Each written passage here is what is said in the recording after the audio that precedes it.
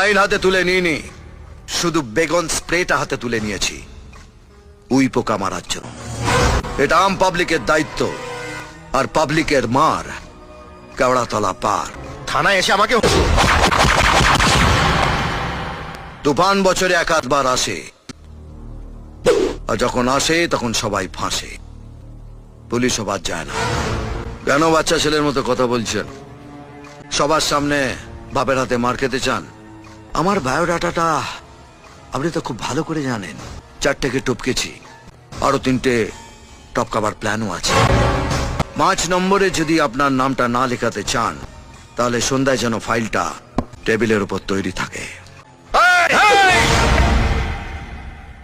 এর পরের বার যখন বাড়ি থেকে বেরোবি, প্রোটেকশন না নিয়ে তুফানের সামনে পড়লে উড়ে গিয়ে কোন ভাগাড়ে পড়বি শকুনেও খুঁজে পাবে না।